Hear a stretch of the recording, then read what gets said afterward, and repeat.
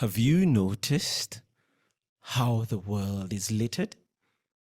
Plastic is everywhere.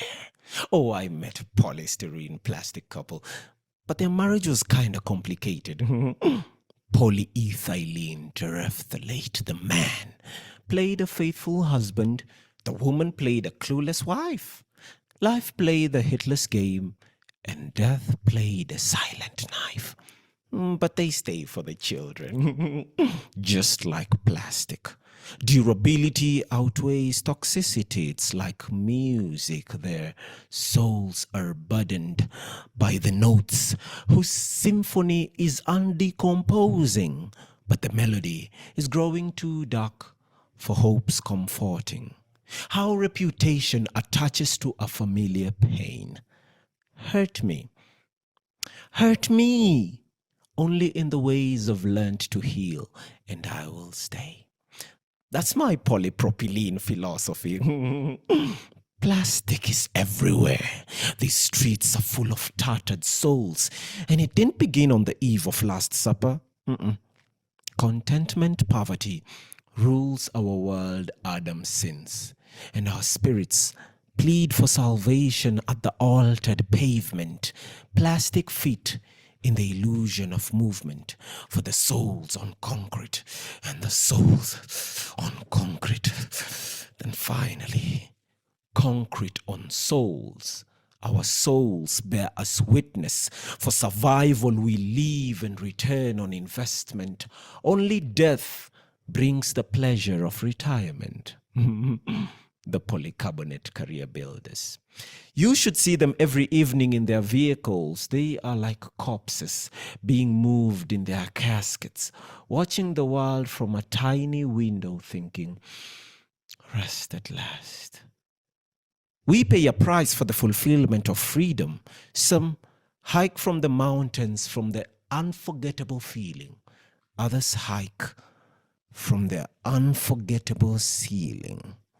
But the plastic surgeries and the plastic smiles until existence becomes cancerous and the nucleus buys what depression sells. But until death do us apart, man is mortal, but plastic is forever. Hello, everyone. My name is Maria Sarungi-Tsehai, and I'll be your moderator today. I would like to welcome you all to this regional conversation for Africa and Europe. And for some of you who may have been not so familiar with what we're doing today, this is just to give you a quick overview of why we're gathered here today. This is a series of conversations that are happening all throughout the Commonwealth, and it is going to lead up to the Commonwealth People's Forum. Some of you who have been part of this forum last year will recall that this is usually a forum, the largest gathering of civil society in the Commonwealth, and it is usually taking place ahead of the Commonwealth Head of Government meeting. And this year in 2024, it's going to take place in Samoa. As you know, it's going to be in October. And this is an opportunity today to use this regional conversation in order to be able to get together some of the most important works collaboratively, focusing on ideas, solutions to specific regional challenges. But also, we are looking forward to discussing some of the shared goals and make it part of the forum, the People's Forum. And this is going to be definitely a key in building a peaceful and resilient Commonwealth. As part of this conversation, we'll be looking at the following thematic area, which are the most urgent issues of our time. And this is climate justice, health justice, and freedom of expression. We all know that while we do this, we also are very cognizant of the fact that we want to center the conversation around the youth, gender equality, small and vulnerable states as well. As we are moving toward the countdown toward the People's Forum for 2024, we begin with what we call looking at the conversation that we have here regionally, which is for Africa and Europe.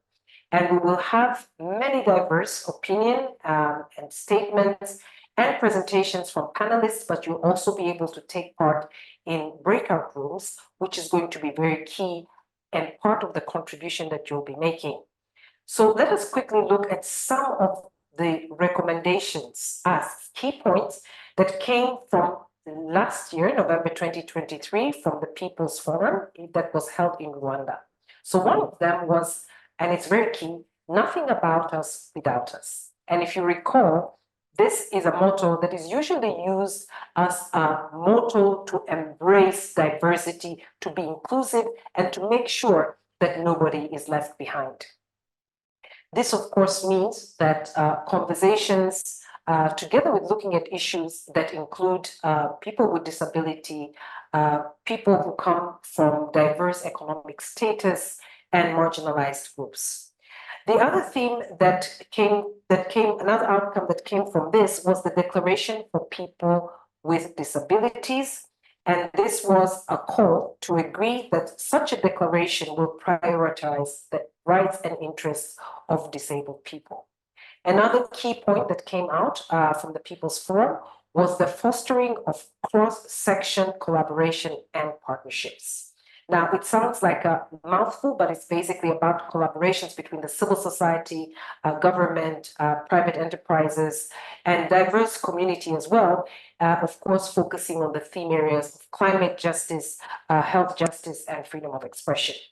The other key outcome has been creating and supporting capacity building platforms for civil society. And this is, of course, very key.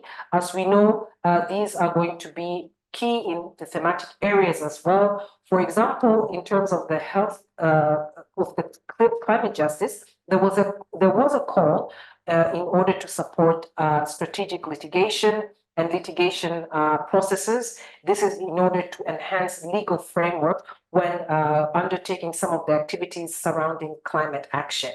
When it comes to the theme of health justice, some of the recommendations that came out was for enhanced accountability, to hold governments accountable, to make sure that also governments give more accurate health data, which we know sometimes it's very challenging, but such accurate information is going to be very important in order to enhance, of course, the policies that come out from government. And finally, in terms of the freedom of expression, there was a lot of focus from the participants in strengthening media freedom. We know that across the Commonwealth, there have been challenges when it came to the freedom of the press or media freedom.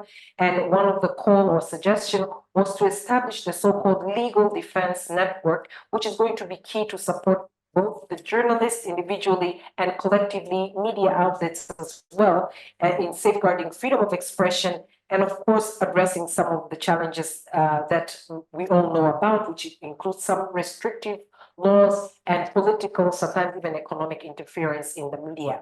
So these are some of the key points that were raised during the People's Forum, and these are some of course, the takeaways. We are also looking at getting similar takeaways in the discussion today through our breakout rooms. So I hope that everybody's just as excited as I am and looking forward to this great discussion.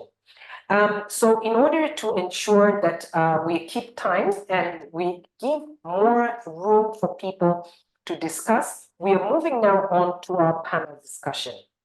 And in our panel discussion, we have some outstanding people. Feel free, if you want, to drop some of your comments, questions into the chat, which I'm seeing some of you have been doing an excellent job. And we will also be using that later just for reactions and, just for making sure that we also become part of the conversation, even when the panel is going on with the discussion. So I would like to do a round of introduction before we go into the actual discussion itself. So first, I would like to introduce Herman Grech. Herman Grech is a journalist and playwright. He's also the editor-in-chief at the Times of Malta. I'm sure some people may say Time of Malta sounds familiar. Well, I'll just give you a keyword, Pandora Papers, and I'm sure that will sort of ring a bell and show you the extent of work that Herman Grech and, of course, his institution have been involved in. He is, of course, going to be discussing the theme around freedom of expression, but also being based in Europe, he's also going to give us some perspective about that. We also have Lillian Mworeko, who is the Executive Director of the International Community of Women Living with HIV in Eastern Africa, and she's based in Uganda, or going to talk to us from Uganda. Then we have got Shaama Sandooyea. Shaama is a young and brilliant climate activist and marine biologist from Mauritius, and she will be addressing around the issues around climate justice. And if you go into the chat, you will see some reference of some of the excellent work that they have done, and these are some of the things that we hope to be able to be discussing with you as well. So to start with, today we are going to start. I'm going to start with Herman in asking primarily what specific priorities or challenges in the European region that you have observed within your field of work as a journalist and as a media organization. Hi, hello everybody. Look, I think there are a lot of things in common between African and Caribbean and even European countries, but there are also the problems differ between one region and the other. If you look at Africa, there's obviously we read about the harsh realities of journalists facing intimidation, violence, imprisonment for critical reporting. And as you know, there's also limited internet access and media censorship. And this is obviously restricting public discourse. Where it comes to Europe, of course, we think, or we would like to believe, that we enjoy more press freedoms, but there's also rising populism in Europe, and there's nationalism threatening independent journalism, misinformation, fake news. These are all posing a big challenge to us.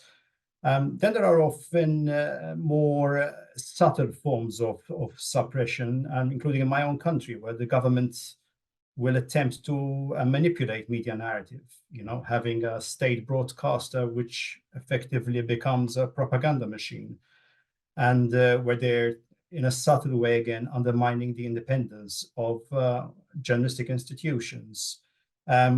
We have even witnessed the assassination of journalists, not only in Africa, but also in Europe, including in my own country. Unfortunately, we went on the international platform here for so many countries because one of our journalists was assassinated in the most brutal manner. And then if you go look further east towards Europe, of course, there's a tendency increasingly of oligarchs buying into independent news organizations. So what's effectively happening is you're beheading any form of critical analysis. And this is a huge problem. And now when you put AI, artificial intelligence, which could be a great tool, but the problem is going to become even more complex. I don't know if that answers your question. Well, as you know, Herman, I'm a journalist, and I would love to ask you many more questions, but I think that for now, let's give room also to have questions from others as well. So, Lillian, can you also maybe tell us about some of the key priorities or challenges specific for Africa and also within your field as well in terms of health justice? Thank you very much. And definitely, when we talk about health justice, we are talking about health equity for all, irrespective of where they live, who they are, their background, their affiliation, their sexual orientation, and you can go on and on. But it is also important for us to remind ourselves that when we talk about health justice, we are talking about access to a complete continuum of care. And this in the current, we are talking about access to prevention, access to care, access to treatment. And we are also talking about integrated services that include health, education, transportation, that include climate change, that include expression of, people being able to express themselves freely. And that when we talk about health justice, we are definitely talking about people who are providing care, policymakers, decision makers, being mindful of what they program, how they program, and who they are programming for. And that it is about making sure that people-centered approaches are put into perspective and that people are at the center of policy, program, and implementation, that we are not programming for them, we are not implementing for them, but that they are at the center and that they are meaningfully engaging and participating. Now, when it comes to Africa, there are several issues that would be of interest for us as we deliberate today. One is that it is important that we talk about gender inequality, which is indeed a significant barrier when it comes to health justice. And it leads to unequal access. And here you can talk about young people, you can talk about women, you can talk about people with disability, that in terms of access to services that would make them, realize health justice, we are still very, very far. And we are not about to reach there. And we have live examples that, for example, we can talk about COVID and how indeed it showed that we are very, very far in terms of ensuring that people in Africa, for example, but also the groups that I have mentioned are able to access services. And the second one that is really key and really fresh in our minds is that we are talking about unfavorable legal instruments. And here you can talk about laws, policies, and frameworks. And I can give examples of my own country, Uganda, where we just passed a law, anti-homosexuality law. You can talk about Ghana, that is just fresh in our minds, and you can really see and say that there is fire in African countries, and therefore you cannot talk about health justice if people who are marginalized, who are discriminated, continue to be seeing laws against them, and therefore they cannot access services. The third one that is very critical is around governance and leadership, because when we talk about health justice, we are talking about ensuring that there's health financing, that we have infrastructure, but also that communities are meaningfully participating. But with a governance and leadership that is still at the level where it is, it becomes very, very difficult and challenging. And so these are some of the few things that I can talk about in terms of the challenges that limit access to health justice. But importantly, when you look at all these, there's a cross-cutting, point that you cannot talk about health justice if people are not free to talk about, to engage, to be who they are. And therefore, freedom of expression, autonomy are issues that are very, very critical. Over to you, moderator. Thank you so much, Lillian. That was, I think, what you said, especially at the end, is really important. Because, when you talk about health justice, I always tell people that word justice there is not just because it's there. It's not only health, but it is really a compounded issue, as you rightfully pointed out. Thank you so much, Lillian. And I'll be coming back to you also with more questions. However, I would like now to turn to you, Shaama. And as a young, brilliant marine biologist, but also as a climate activist, what do you think are the key points and priorities, including also challenges in your region? When I speak about your region, of course, coming from Mauritius, it is Africa, but you're also deemed as islands. You get into the little bunch of smaller, more vulnerable states. So I would really love to hear what you have to say, Shaama.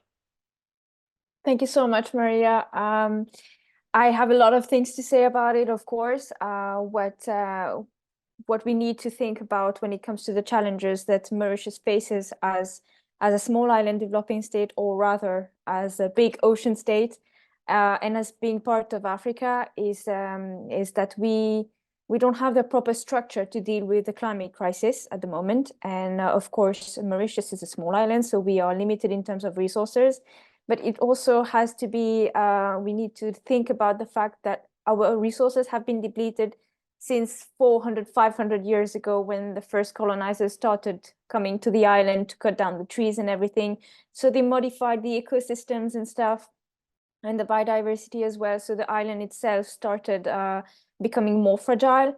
But nowadays, something that we need to be taking into consideration is the lack of proper political structure of the whole system in the country, that is not allowing for the government, the private sector, the civil society to be actually moving, progressing at the same time as the climate crisis, because we all know that the climate crisis is accelerating way quicker than we expected. And we feel it in Mauritius very strongly. When it comes to weather conditions, of course, we are subject to extreme climatic conditions. As you might have known, or maybe not, we've been having some frequent strong cyclones in the Indian Ocean for the past years. And this has been predicted by the scientists since 2019 or even earlier. But the problem is that there is a gap between understanding the science and integrating the science into the political aspect. And unfortunately, it seems like no government has been reading about the science, and they come unprepared about it. So what happened is that Mauritius has witnessed actually a very strong summer period from 2023-2024. With a lot of floods, with a lot of damage to the infrastructure, to communities. And one thing that we should notice about it is that Mauritius, the climate in Mauritius depends on the ocean, because it's a small island. And the ocean is warming up very quickly. And the way that the currents are and everything, it makes Mauritius and also the islands around us, Madagascar, very prone to these cyclones. So we saw that there was a huge discrepancy between the people who were affected by these floods. For example, the people who came from marginalized communities, the people who came from working class, they were more at risk because, for example, they were not safe. They needed to go to work. There is no proper legislation for labor and everything. So that these are the things that are quite showing how the system is not functioning in the country. It's the political aspect, is the lack of integrating the science into the policies, is the lack of course, integrating the different classes in society and also the different communities that are more subject to these disasters. Well, of course, that's the case of Mauritius, and it's a very huge problem that needs to be addressed urgently. But of course, in Africa, it's also as bad, even worse, because they have very specific conditions. The governments in Africa, we know that they are not very proactive when it comes to corruption and everything. So what happens is that very often the countries in Africa, they are being exploited for their natural resources, but the same natural resources that they need to be able to cope with the climate crisis. So it's a huge, it's a snowball. So it just keeps growing and growing and growing. And one thing that I would like to jump on in the end is the greenwashing that comes with the climate movement or anything that's ecological. We can see a lot of private companies that are trying to say they are being green and everything, but no, they are not, because the damage that they are doing is way higher than the good that they are doing on the environment. So there's a lot of things to say, but when it comes to climate justice, like I will just repeat what Lillian and Herman said earlier. It is important to include the people in the movement. It's not something that can be monopolized by the private sector or the government. It's something that should be for the people, with the people. And also, of course, if we don't have transparency, if we don't have a proper system or structure, we are doomed. But that's my take on it. Well, Shaama, it's not your take. I think that you said it so well, and you saw me going like, everybody becomes an expert when it comes to climate, or everybody becomes dumb, but they pretend that they understand what climate is about. But I will be coming up with the next question now, and I will start with you, Herman. It's more about talking about solutions. And in this case, I'm more curious to know what are some of the more creative solutions or innovative solutions that you have witnessed or you have actually used or implemented when you're trying to address some of the challenges in the freedom of expression and media freedom specifically, having your background and some of the really terrible challenges that you have faced. And the reason that I think this question is so important is also to know what were the lessons learned, whether you have witnessed it or you have experienced it, and how are you thinking about it when it comes to thinking of this particular innovative approach as a solution to be scaled or to be adapted in your region, which is Europe. Maria, the style of doing news has changed dramatically. It changes from one year to the other. And I've been in the business for 27 years. So I've transitioned from being a print-based journalist to with no social media and hardly any internet at the time, to a world where we're almost being dictated by what goes on online, and especially on social media. So we have now we were forced, this change was forced upon us. And we went from merely reporting to doing journalism, which is possibly a bit more direct, going for more commentary, going for video explainers, using social media to get our message across, even to younger audiences. So we could not just rely on just a print system. And increasingly, people are becoming less patient in consuming the news. So it's up to us to make sure that we are relevant and fast on whatever is going on in the world. Obviously, in our field, we are seeing more journalistic networks and training programs, especially where it comes to investigations and data analysis that can bolster fact-based reporting. For example, it was only about 15 months ago that we started a fact-checking service. This is a service we introduced in conjunction with AFP and with the European Commission. It's a somewhat academic exercise. The idea is to get us something which has been said. It could be a politician, it could be an NGO, somebody who is just put something out there, and we need to make sure whether he's saying the truth, whether he's being economical with the truth, whether he's lying. And we have actually had to call out certain statements made by high-profile people. And I was surprised of how positively society and our readers has taken this exercise, even though it's a bit academic in its approach, because you are to a large extent relying on official data and information and trying to use our international partners to derive certain information. Now, when it comes to the investigative stuff, you mentioned earlier the Panama Papers. That changed everything. And the Panama Papers started, and Daphne Caruana Galizia, who you mentioned, was very prominent in exposing some of what was going on before everybody else knew it. And then when Daphne was murdered, I think as journalists, we felt we had a duty to continue to make sure that they don't silence her with the bomb, and they don't silence journalism with the bomb that killed her. So we started collaborating more with organizations. We ourselves were partners with the OCCRP.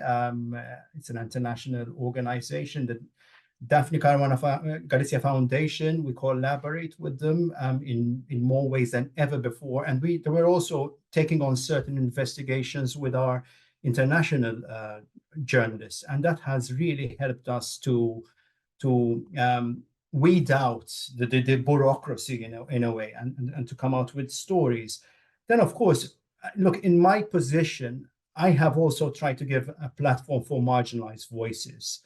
We're amplifying the work of NGOs, of especially organizations that work with migrants, that work with women organizations. And we felt this, in a way, is fostering some inclusive dialogue, despite the fact that most people just do not agree with what we might be doing. I think, journalism, I strongly believe journalism can be a force for the common good.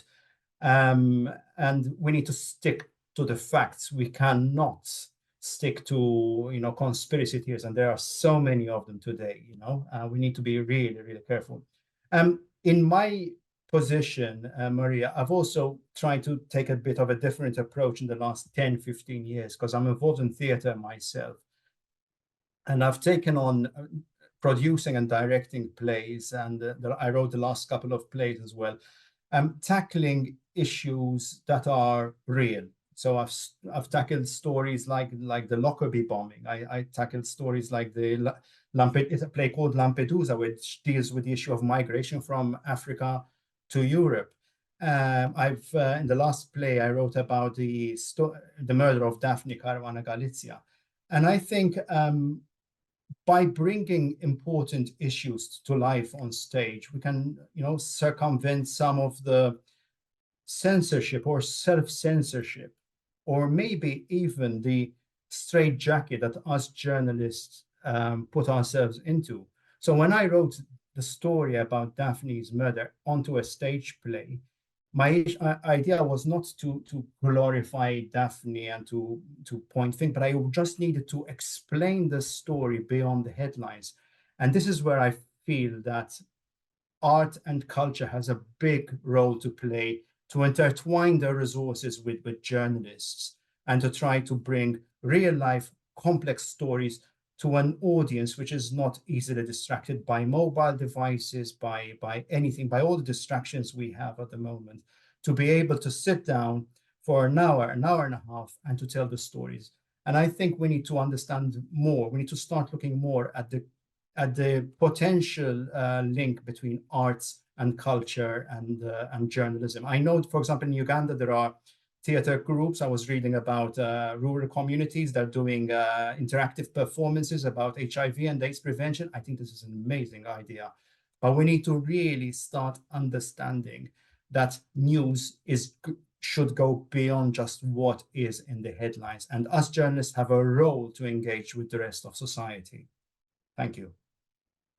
Thank you, Herman. And I think we're having a really good convo also in the chat. I would suggest you look at it as, there's some of the things about the criminalization of freedom of expression and media is also being mentioned. It's so interesting. So I would like to say, although you're in the panel, please feel free also to join the chat.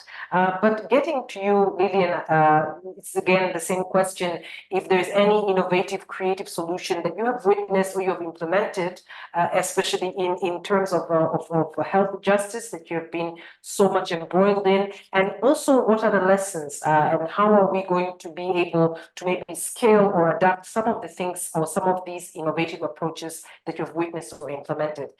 Please share it with us, Lillian. Thank you very much. And I really need to start from where Herman stopped, that we are talking about amplifying the voices. And we have learned for all these years that, for example, human rights will never be given to us on a silver platter. We have also learned that to access whatever services, talk about climate, talk about health, we have to fight for it. That one is one of the lessons that we have learned over these years. But also important to say that, and reflecting on your opening statement, nothing for us without us is not just a slogan. And it was one of the key things that has moved us, especially where I come from in the HIV world, to get the successes and the achievements that we have made. We have, as communities, led responses. We have come out to say we cannot be at the end tail as recipients, and we cannot sit back, but we must be part and parcel of driving the agenda. And that is one of the things that we have done from the HIV. And we even used that approach during COVID. And so here we are talking about community-led interventions. We are talking about advocacy. We are talking about activism.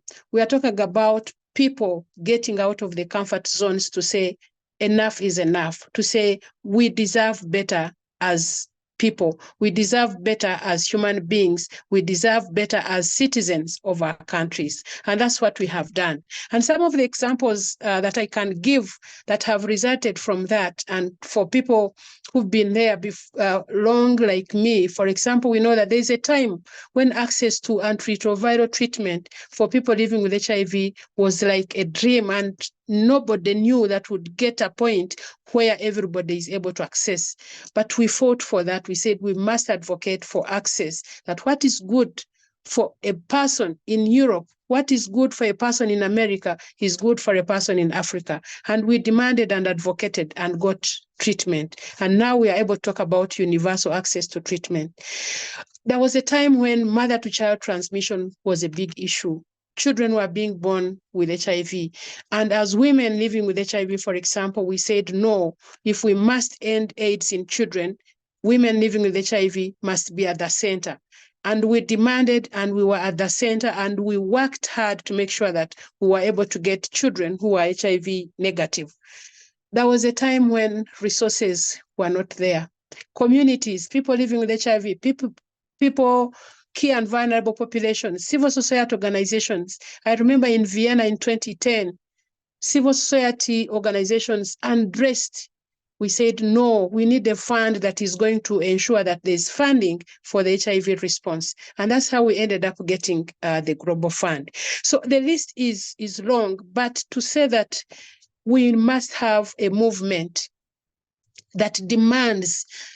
People in the chat, for example, are talking about all these issues of ethics and integrity, talking about funding, domestic funding that doesn't come from our governments, and we continue waiting for funding. People are talking about mental health. People are talking about human rights violations, and you can talk about all those things that they're raising. But for that to happen, we must have a movement that is beyond borders, a movement that brings civil society, that brings communities affected and impacted, that, for example, if we are talking about key and vulnerable populations, we must join hands with the women movement, the youth movement, because the issues that we face are, interconnected, so that we build a movement that goes beyond the borders, that is unbroken, that cannot be broken, and that this movement is going to hold our leaders accountable, is going to hold the international community accountable, is going to hold us accountable to say, if we are human beings, we deserve better. If we are paying taxes, like somebody saying in the chat, what are our taxes doing that cannot give us access to health, access to climate that is favorable for our children, for our generation? And one of the models that we are currently implementing as the International Community of Women Living with HIV is the community-led monitoring. And it is being implemented in several countries. And this is one thing that we can all put our hands into, because this model helps us to get data, get information. It is led by the communities. It helps us to see innovations, experiences, but also helps us to see the behaviors that are happening at different levels. And with that information and evidence, then it helps us to hold our leaders accountable. And the principles that it uses really leads to us, like being able to see that, yes, we are getting near to universal access to health, to services, to justice, and to all the things.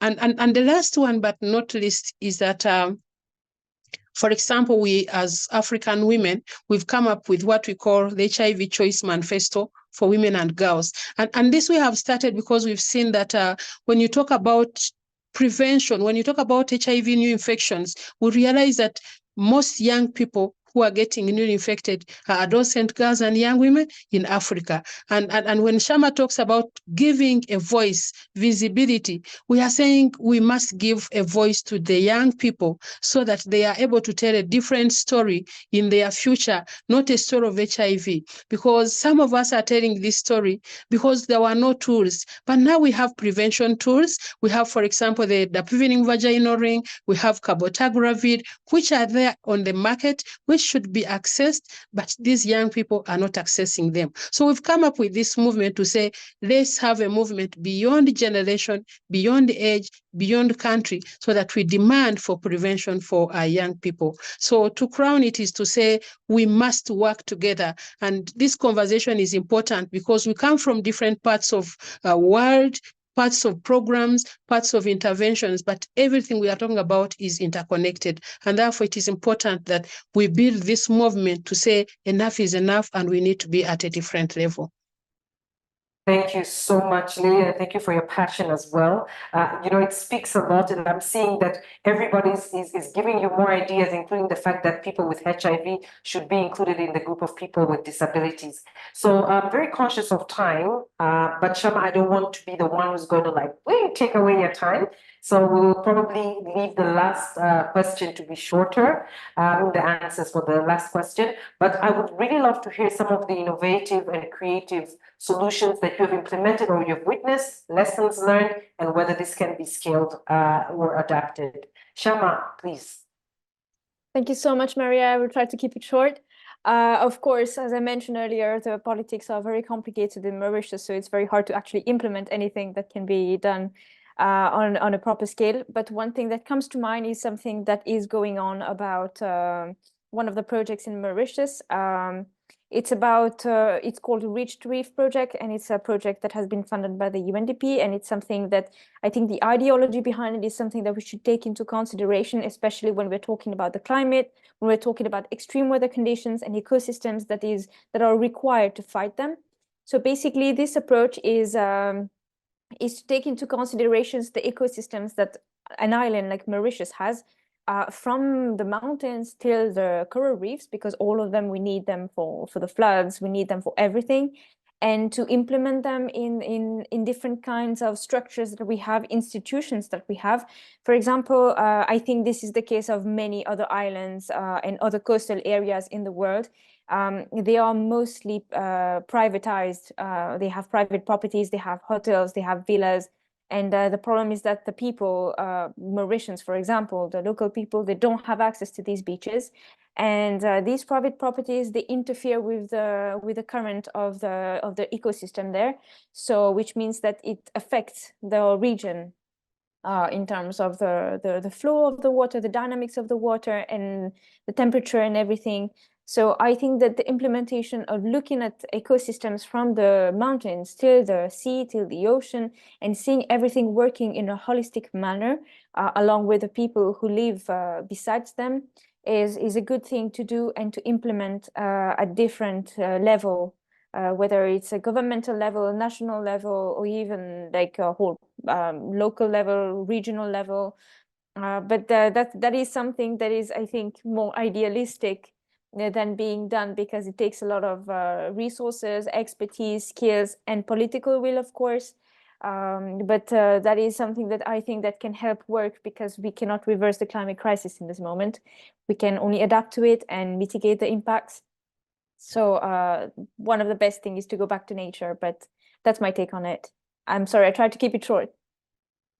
No. Actually, this part you can talk a bit more. As I said, we'll keep short the final question. But I just wanted very quickly to also ask you. So there's no legislation. Just to make it clear, there's no legislation declaring like the beaches as public land. You don't have that, Shaama, in Mauritius. Well, we do have it, but it's a bit more nuanced than that. It's a bit complicated, and there are some loopholes, which is why we actually have an abuse of the beaches by the private sector. We have it even on mountains now, and on the regions which have been recognized as ecological sensitive areas. So when, for example, we have extreme climatic conditions like heavy rainfall and everything, the water runs down from the mountain because there are no trees anymore, and they go in the villages, they flood them, and then the people, they lose their houses, cars, and everything.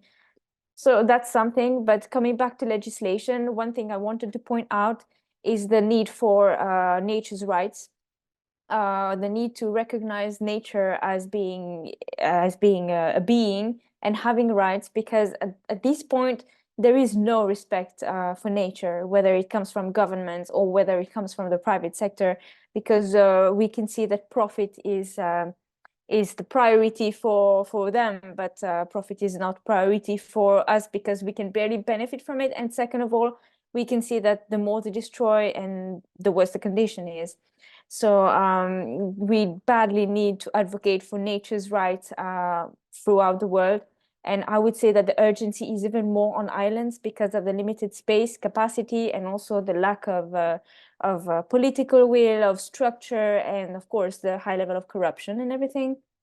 So yeah, we need to be able to cater for these, but also nature's rights doesn't mean that we should be protecting a land from the people to access it. Protection of land, protection of nature, it can be done with the collaboration of the local people, the communities, the tribes, indigenous, everybody who actually takes care of it and knows how to deal with it. Just one thing that I like to keep saying when I'm talking in these kinds of talks, we need to know who we are protecting the nature from. We are protecting nature from private companies, multinationals who just want to profit from it. And we should not be protecting it, keeping it away from people who actually need it and use it on a daily basis. Thank you so much, Shaama, and I love that point because there is increasingly in many countries an attempt to use conservation as an excuse to push people off the land, to restrict their movements, saying that it's for ecological reasons. I love your final point. Now this is the final question, and as I said, because I'm conscious of time, as much as possible, if we keep it short, is how do you ensure that nobody gets left behind? Of course, this means addressing and including some of the marginalized groups. So Herman, how do you ensure nobody gets left behind? Maria, I always say just give the voices instead of talking about people, talk to the people. We tend to, the media, we tend to speak to politicians, we speak to people who are doing some project, for example, about migration, which is a big issue back in my country. And we don't talk to the migrants themselves. Why are they moving out? What is pushing them out? And we don't do this enough. Unfortunately, I've seen it happen too often in the last few years where the media just goes with the flow, sees the pendulum swing towards a more right-wing sentiment, and they just go and play the same game. And this is something which concerns me a lot about the media. I look at my own country, Maria. We have an issue with migration from Africa, especially, and in the last 20 years. And I've seen the pendulum swing from empathy to tolerance to discomfort, and now outright racism and xenophobia. And as I told you earlier, despite the fact that the majority of our own readers disagree with the paper's our stand about the need for integration, I'm sorry, you cannot compromise on human rights, but we have a duty to try not to come across as condescending. We need to talk to the community leaders, to activists, to our own readers as to why, before you know it, us Maltese can be migrants, so-called refugees ourselves, I really am interested in this discussion because it talks about climate-related risks, public health concerns, and challenges to freedom of expression, in my own news organization, we recently, for example, started tackling stories about climate affecting Malta. My own country is becoming like a desert, and people need to understand at this rate, we've had the driest winter in so many years. And as we are facing big problems with climate. That hang on, within 10, 20 years, us Maltese can be climate refugees ourselves. So we have a duty, I think, to get everybody on board, to try to understand the same way. There are issues with women's rights issues here in Malta.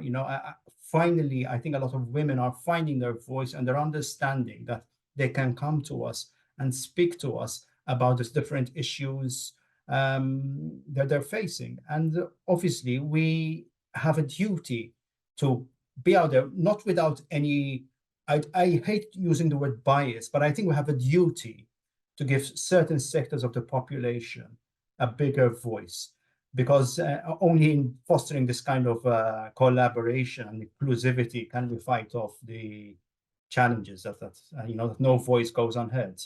I'll keep it short, Maria. Yes, thank you. Thank you so much, Herman. And, I'm really looking forward to the breakout rooms because as you said, the breakout rooms will, of course, we'll talk a little bit about that later, but that is a place where some of these ideas and some of these innovation can really come in useful. Lillian, how do you ensure that nobody gets left behind? Thank you very much. I entirely agree with Herman's points. Just to add that let's carry people along. Your issue should be my issue. And if we take it that way, that if I'm advocating for rights for women, I'm also advocating for rights for people living with disability. for key and vulnerable populations, and they do the same, we are going to have a bigger movement that is going to make sure that all our issues are prioritized, because that is the most important. And when we have a strong voice, nobody is going to break it. Thank you. Thank you very much, Lily. And unity is the key. Shaama, how do you ensure that nobody gets left behind? I would just say that what Lillian and Herman said are really insightful already, and I agree completely with what they're saying.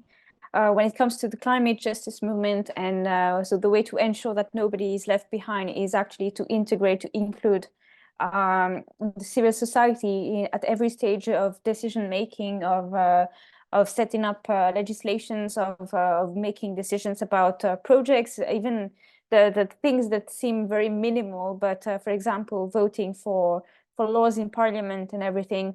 I will just give you a quick example. 3 years ago, we had the government who passed a law about allowing offshore petroleum like exploitation in our waters, which came 1 year after the oil spill that we had, and it's and of course we don't agree with it, and they keep pushing the economical benefits from it, but we all know that of course we're never going to benefit economically from it because it's not feasible. And also, second thing is, it's huge, it's devastating for the planet.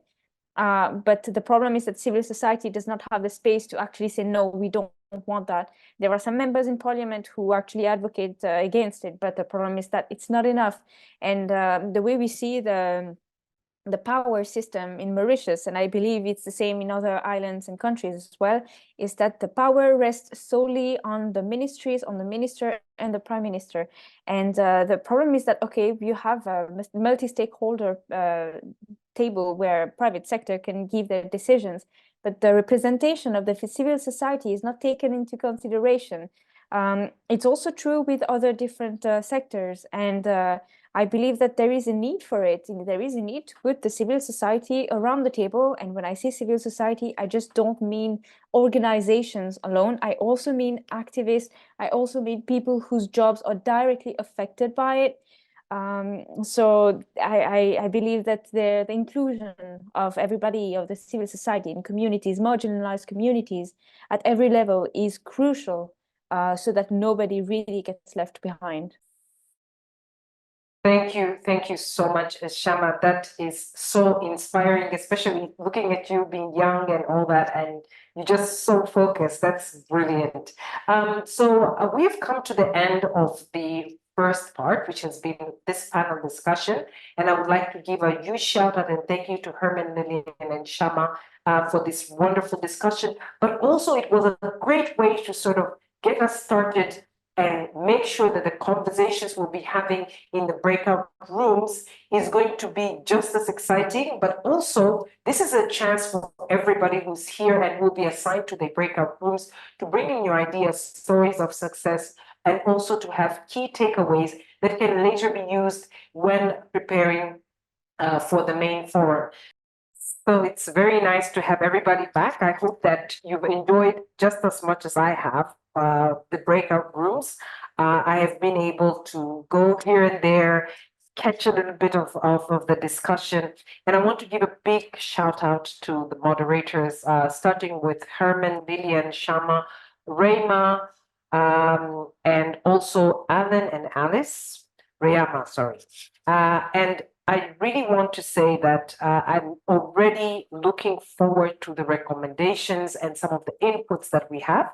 I will do a very quick summary of some of the key points that were captured by the rapporteurs. And of course, as you know, these are just really quickly the key points that I'm presenting here to make sure that everybody hears what other people were discussing in the breakout rooms.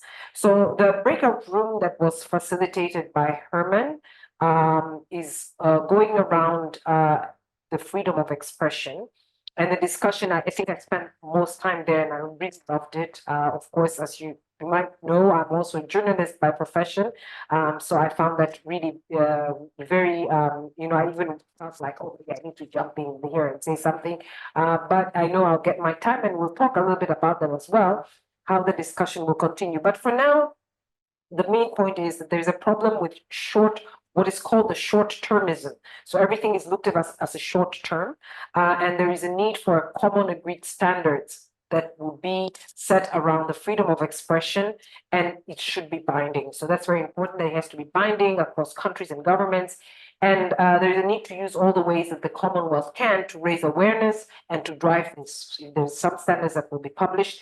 And it's very important, they've noted in that group that there is no climate justice or health justice without freedom of expression. So kudos, great points here.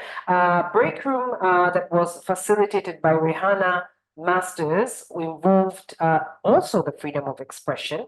And some of the key points or takeaways included involving and listening to people directly affected by issues. So for example, the artists, the activists, the civil society organizations, and also supporting them with resources that they themselves may have identified, and to allow them also to network with other countries so they can reach out and collaborate where it's necessary, and where needed, if they need expertise, resources, models.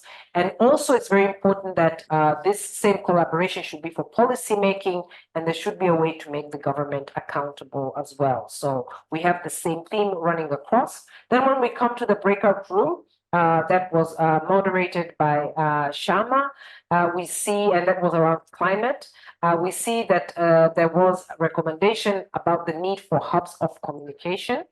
And here specifically, they're talking about hubs of communication between regions and doing an intersectional approach to the climate crisis.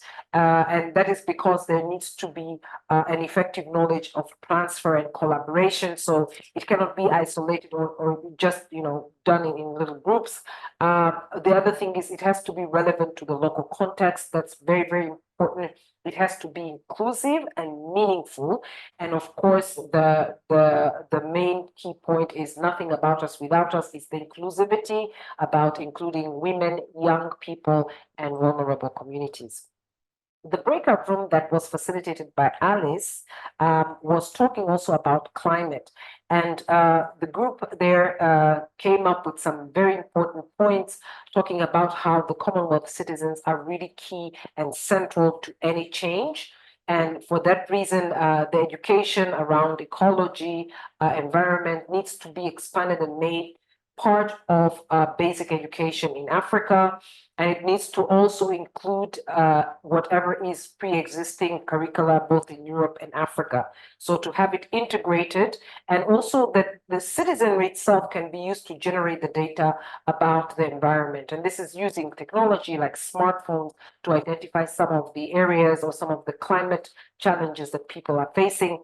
Additionally, there was a call for action also for Commonwealth governments, which is one, to declare and support for a new law of ecocide. And for those who are not in the group, they might not know what it is, but you can Google it. And I think in the chat, we also saw somebody make some reference to the chat, and also to commit and to publicly track the adherence to the Commonwealth Charter using a scorecard system. Usually, I would say it can be quite effective. The other breakout room, which was facilitated by Lillian, was talking about health justice. And in this case, the group has stated that there is a common set of principles that define what civic participation means. And we have to be able to empower ourselves, educate ourselves, and to demand justice. This is, of course, including health justice, but justice, and the need to hold governments to account. And that is really, I would say, almost like a cross-cutting theme. And the other thing that they have really emphasized is about educating and ourselves and understanding how government budgeting works, because that will allow us also to know who we influence and how. There, as I said, the whole thing around accountability, there should be accountability about commitments that are already made. As we know, governments are really good at coming up with promises or commitments, but it's up to us to hold them accountable. When it comes to the last breakout room, which was facilitated by Alan, also around health justice, the group has come up with some observations saying that civil society across the Commonwealth should continue pushing for the achievement of the universal health coverage, And this has to be part and parcel, so it has to be integral to health justice. And this needs also to be linked because what happens is there is a huge importance of decoding, for example, indigenous knowledge when it comes to health system. Being respectful of people's histories, culture. As we know, there's a wealth of information there that today might not be necessarily looked upon as, it's acceptable. It's maybe even sometimes looked upon as, something that conventional medicine should not be dealing with.